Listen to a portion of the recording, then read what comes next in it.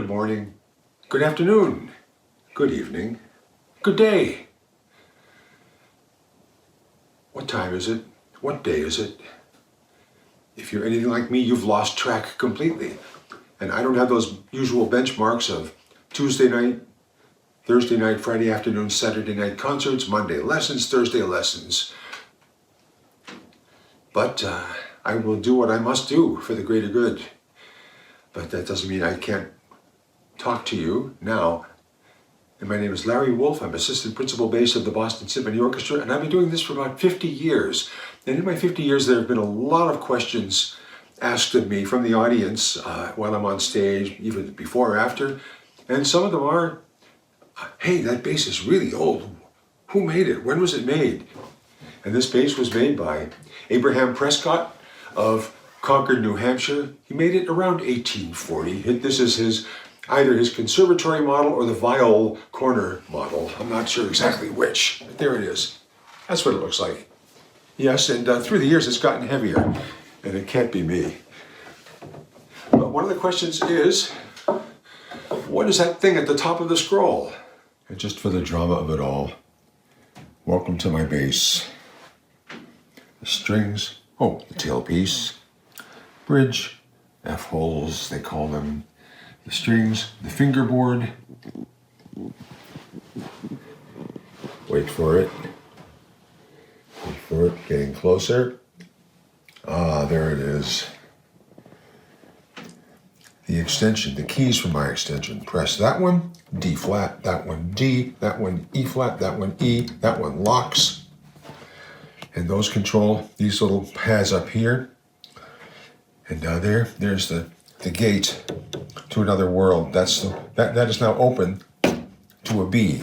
Most of the time left at C, but opened up to a B. Yes, the killer B and a variety of other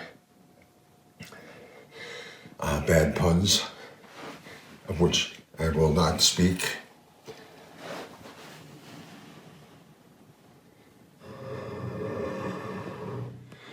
And there you have it, a short tour of my Prescott. All 42 inches of string, yet only one place where it's in tune, a very elusive place that changes as the harmony changes, that changes as the context changes, as the volume changes.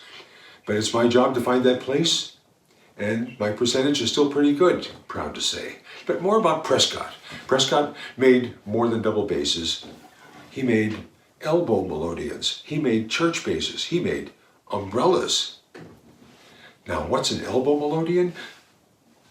It is an accordion-like instrument controlled by a bellows with a small keyboard. I'm not sure which side which hand would play it, but I know that the bellows was controlled either from the elbow or through the elbow. I'm not sure which, but there was an affliction. If one played the elbow melodeon too much, one developed melodeon elbow. Okay, applause over. Okay, next. Prescott also made church basses. Church basses were smaller than this, but larger than a cello. They were used in Calvinist churches and often severe religion where anything akin to harmony could be considered sinful. So they just wanted one instrument playing one line to help the congregation through their hymns. And Prescott made over 200 church basses. And there's still, some of them have turned into cellos. And there's also talk about this particular Prescott has a wonderful, deep, rich sound.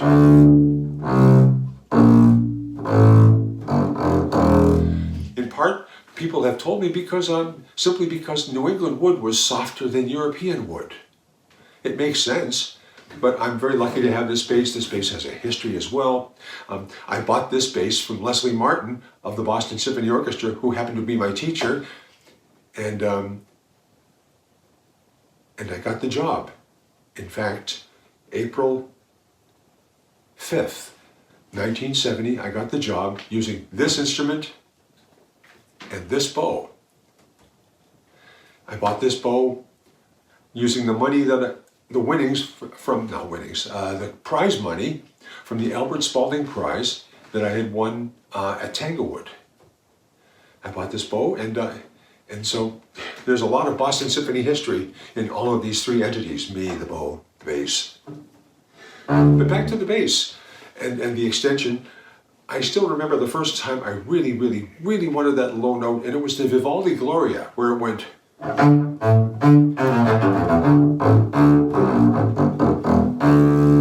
wanted to go.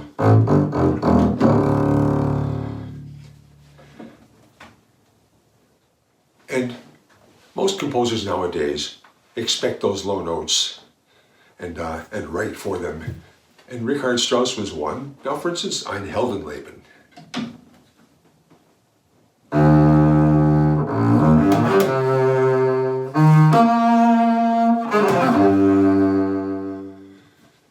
That's without the low B, low E flat, pardon me.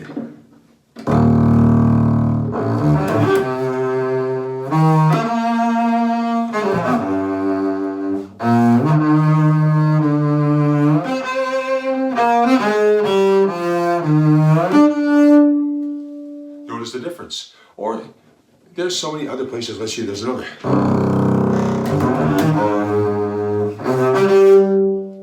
All through the literature. Anyway, that's why I have that extension up there.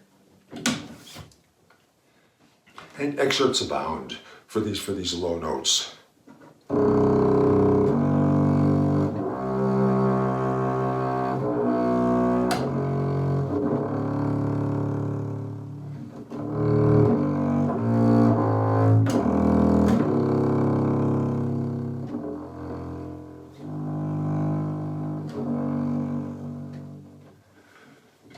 One last word about extensions. You know, you've seen the machinery that I have here.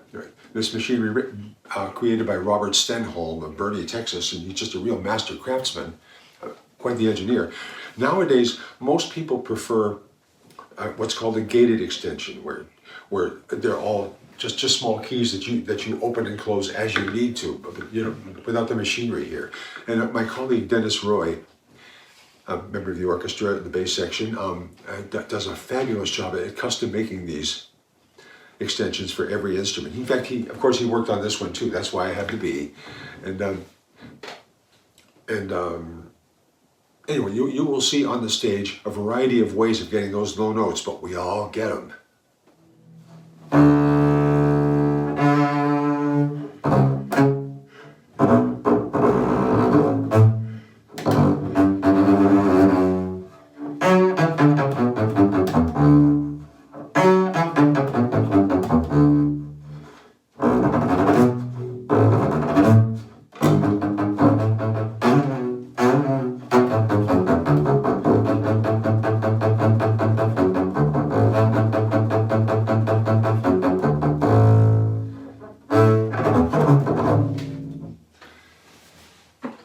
And there you have it, a bass part of the first movement of Mozart's Hafner Symphony. The bass part standing alone might seem a little strange, but played in context, it helps everything make sense. It gives it fundamental, it gives it timing, shape, and we are very handy people to have around, we bass players. And so there's plenty more to say, but I may use another video to say it, so all I can say is be well, take good care, and one more piece of advice.